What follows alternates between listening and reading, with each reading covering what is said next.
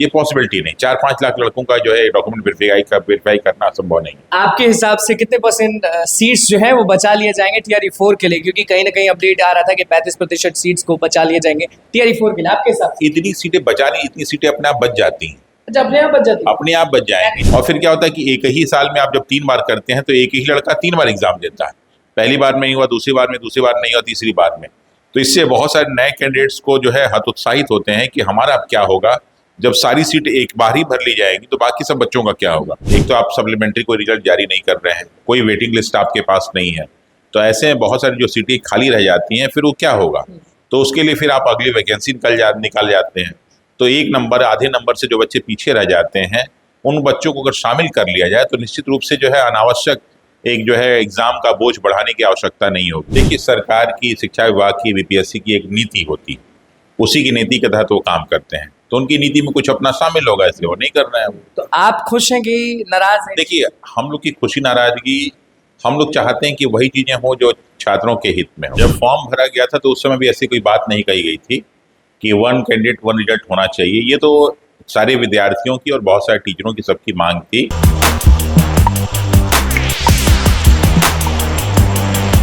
नमस्कार, मैं हूं अनुकुल तिवारी और आप वॉइस हब देख रहे। देखिए, शिक्षक अभ्यर्थी बहुत ज्यादा टेंशन में, क्योंकि आप भी जानते हैं कि हल्ला उड़ चुका है कि 1 कैंडिडेट 1 रिजल्ट नहीं मिलेगा, DV रिजल्ट के पहले नहीं होगा। तो जो ये शिक्षक पकड़ा रहे हैं, फर्जी शिक्षक, उस सीट पर कौन बैठेगा? और 1 कैंडिडेट 1 रिजल्ट अगर होता है तो भैया बहुत अच्छा बात है, लेकिन यहाँ खबर चल रही है कि नहीं होगा तो नुकसान कितना होगा। हमारे साथ रोमांशु सर मौजूद है, आपको भी ये सब खबर मिल रही होगी कि 1 कैंडिडेट 1 रिजल्ट पर कोई अपडेट नहीं है, DV पर कोई अपडेट नहीं है। तो क्या अब शिक्षक अभ्यर्थी माथा फोड़ लें या बिहार छोड़कर चले जाएं?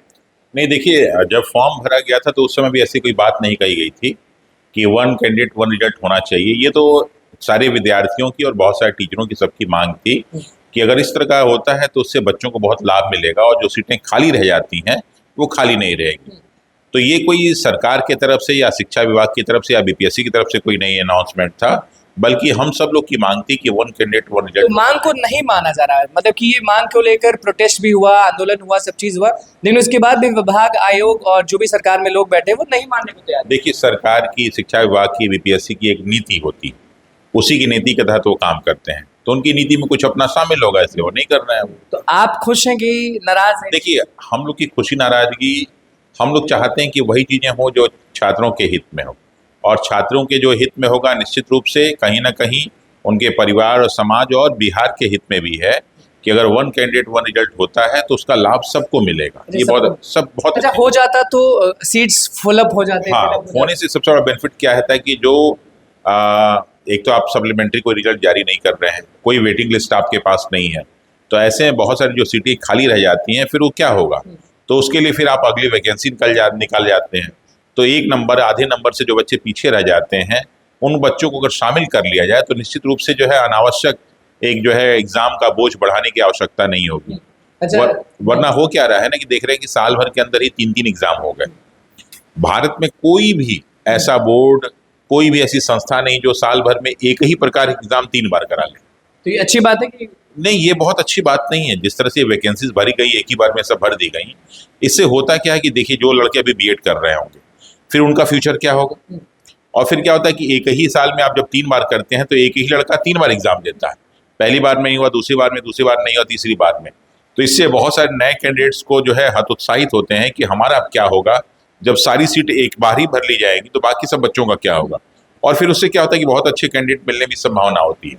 वरना सरकार को पॉलिसी ये बनानी चाहिए, किसी भी सरकार को पॉलिसी यही होती है कि हर साल वैकेंसीज एक लिमिट कर लें कि 50,000 वैकेंसी हम हर साल निकालेंगे।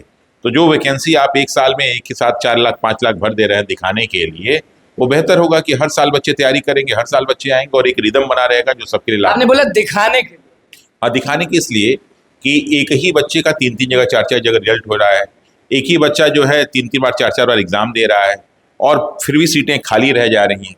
तो कहीं ना कहीं दिखावाई तो हुआ, उद्देश्य आपका मन। नीतीश कुमार दिखा रहे हैं। नीतीश कुमार के आपको अगर हम बात करें तो पूरा शिक्षा विभाग से लेकर सभी लोग, जितने भी लोग इसमें लगे हुए हैं, कहीं ना कहीं एक व्यवस्था ऐसी होती है जिसमें सुधार होना चाहिए, वो सुधार नहीं हो रहा। और कोई भी एग्जाम कंडक्ट कराने का यही उद्देश्य होता है कि अधिक से अधिक लोगों को, जिसके ना नौकरी हम दे रहे हैं, आप नौकरी दे रहे हैं कि आप रिजल्ट दिखा रहे हैं, दोनों अलग चीज। आप रिजल्ट तो दिखा रहे हैं लेकिन उतने सारे लोगों को नौकरी नहीं मिल पा रही है।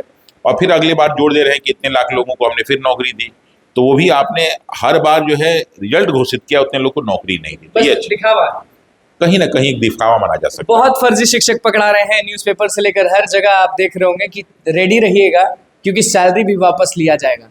तो अब वो सीट्स खाली हो रहे हैं, उन सीट्स पर कोई अपडेट नहीं है, कुछ नहीं, कोई बात ही नहीं करना चाहता है इस पर। देखिए कारण क्या है कि जब पहली बार बीपीएससी ने एग्जाम लिया, बीपीएससी टीआरई का, तो उसमें एक प्रॉब्लम ये आई थी कि जो डॉक्यूमेंट वेरिफिकेशन होना चाहिए था, बीपीएससी ने क्या किया कि सब पे जो है स्टैंप लगा दिया अपना। अब स्टैंप लगाने का कहीं भी ये मतलब नहीं होता है कि आपका जो है डॉक्यूमेंट वेरीफाइड हो गया।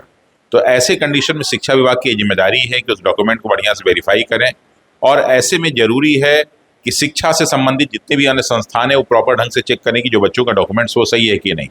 क्योंकि ऐसे भी बिहार में आप बहुत सारे एग्जाम में देखते हैं कि बहुत लोग जो है फर्जी डॉक्यूमेंट लगा के जॉब पा जाते हैं। तो ये कई प्रकार की समस्याएं होती हैं। अब उससे बहुत सारी सीटें खाली रह जाएंगी, तो वो सीटें अगले में शामिल हो जाएंगी, अगले में शामिल हो जाएंगे। अब ये बताइए कि डीवी तो इस बार भी नहीं हो रहा है, लोग डिमांड कर रहे थे, आप भी डिमांड किए थे कि डीवी पहले हो जाता तो जो फर्जी लोग हैं वो पकड़ा जाते और जो सीट का खेल होता है वो बच जाते थे। इस बार भी नहीं हो रहा। देखिए दरअसल क्या है ना कि डॉक्यूमेंट वेरिफिकेशन संभव ही नहीं है। कारण क्या है कि डॉक्यूमेंट वेरिफिकेशन एग्जाम से पहले इसलिए संभव नहीं है। उसका एक बहुत बड़ा रीजन क्या है कि बीपीएससी में अभी जो है पिछले बार अतुल प्रसाद जी जब थे, तो जो बीपीएससी का एग्जाम था, उस बीपीएससी के एग्जाम में 1500-2000 बच्चे होते हैं जो इंटरव्यू दे रहे होते हैं, तो उनका आप डॉक्यूमेंट वेरिफिकेशन करा सकते हैं रिजल्ट आने से पहले।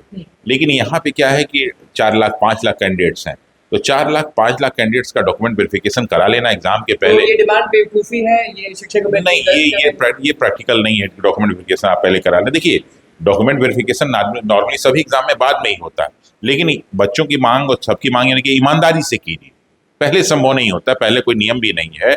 एक जो है तो लोग डिमांड क्यों कर रहे थे कि डीवी पहले? देखिए डिमांड इसलिए हो रहा है कि बहुत सारे लोग फर्जी पकड़े जा रहे हैं, तो ये होगा कि अगर इस तरह का काम किया जाता है तो फर्जी जो है शिक्षक जो नियुक्त हो रहे हैं उनकी संभावना कम हो जाएगी, इसलिए ये मांग थी। बाकी ये जेन्युइन नहीं है मांग, तो पॉसिबल नहीं, ये पॉसिबिलिटी नहीं। 4-5 लाख लड़कों का जो है डॉक्यूमेंट वेरीफाई करना संभव नहीं। आपके हिसाब से कितने % सीट्स जो है वो बचा लिए जाएंगे टीआरई 4 के लिए? क्योंकि कहीं ना कहीं अपडेट आ रहा था कि 35% सीट्स को बचा लिए जाएंगे टीआरई 4 के लिए, आपके हिसाब से? इतनी सीटें बचानी, इतनी सीटें अपने आप बच जाती हैं। अच्छा, अपने आप बच जाती है? अपने आप बच जाएंगी, 40%? अपने आप इतनी सीटें बच जाएंगी। जो इनका तरीका है उसके हिसाब से इतनी सीटें अपने आप बच जाएंगी, बचाने की कोई जरूरत नहीं, वो अपने आप बच किसी को बाउंड्री लाइन तक आएगा ही नहीं, ऐसा? बस अगर ये सप्लीमेंट्री रिजल्ट जारी करते तो नहीं बचती, लेकिन उस तरह का वेटिंग लिस्ट ना जारी करने पर से ये सीटें अपने आप। इस बार तो चेयरमैन ने प्रेस कॉन्फ्रेंस जो किया था उसी में उन्होंने बोल दिया था कि इस बार टीआरई 3.0 में आप उम्मीद भी मत रखिएगा कि सप्लीमेंट्री रिजल्ट्स दिए जाएंगे। हाँ, वही कह रहे हैं कि सप्लीमेंट्री रिजल्ट जारी करने की कोई बात ही नहीं कर रहे हैं। उससे वो यानी एक मनसा एकदम क्लियर है कि जो हो जाएगा, बाकी सारी सीटें अगले वाले में जोड़ दी जाएंगी।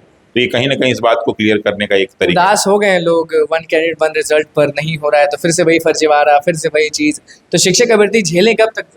देखिए उदास होने की इसमें बात नहीं है। 1 कैंडिडेट 1 रिजल्ट मांग थी, ना कि जो है ये सरकार की या किसी जो है शिक्षा विभाग की पॉलिसी थी। हर छात्र, चाहे हम लोग टीचर, चाहते हैं कि किसी व्यवस्था में सुधार होना चाहिए, व्यवस्था में सुधार नहीं हो रहा है। अगर सुधार हो जाए तो निश्चित रूप से इसका लाभ छात्रों को मिलेगा। टीआरई 4 में आपको क्या लगता है कि कितने सीट्स टीआरई 3 के जाएंगे बचे हुए? हमें लगता है कि 40%, मतलब 30 से 40% सीट अपने आप उसमें ट्रांसफर हो जाए। टीआरई 4 में 40% सीट चले जाएंगे लगभग एज वाला मामला जो है, एज रिलैक्सेशन मिलेगा कि नहीं टीआरई 4 में, या उसमें भी डूबेंगे ये लोग? नहीं, एज वाले रिलैक्सेशन के चांसेस भी कम ही कम है। हाँ, इसलिए कम है ना कि जब 3 आपको दे दिया गया तो अब एज रिलैक्सेशन कहाँ मिलेगा? अटेम्प्ट भी बढ़ा दिया गया। हाँ, अटेम्प्ट बढ़ाना एक अलग चीज होता है, लेकिन जैसे ना एज रिलैक्सेशन वो इसलिए नहीं देने का कारण क्या है कि कोरोना काल में जो वैकेंसीज नहीं निकली थी, या इतने सालों से जो वैकेंसी नहीं निकली थी, उसके लिए बात हो रही थी। लेकिन ऑलरेडी 3 वैकेंसी जब दे दी गई तो फिर संभव कहाँ। तो देखिए हमारे साथ रोमांशु सर मौजूद थे, किस तरह से सारे शिक्षक अभ्यर्थी को बताए हैं हर चीज। 1 कैंडिडेट 1 रिजल्ट सरकार ने नहीं बोला था, विभाग ने नहीं बोला था, आयोग ने नहीं बोला था, ये शिक्षक अभ्यर्थी डिमांड कर रहे थे और ये लोग भी डिमांड कर रहे थे क्योंकि वो डिजर्व करते हैं। लेकिन सरकार, विभाग, आयोग ये नहीं मानी। एज रिलैक्सेशन पर यही अपडेट दी है कि टीआरई 4 में पॉसिबल नहीं है, तो अब उतना मत सोचिएगा क्योंकि लगातार 1, 2, 3 आ चुका है। और सबसे बड़ा अपडेट, टीआरई 4 में टीआरई 3 का 40% सीट्स ट्रांसफर हो जाएगा। तो बस हमारे चैनल को सब्सक्राइब करें, पेज को लाइक करें। कैमरा में धन्यवाद।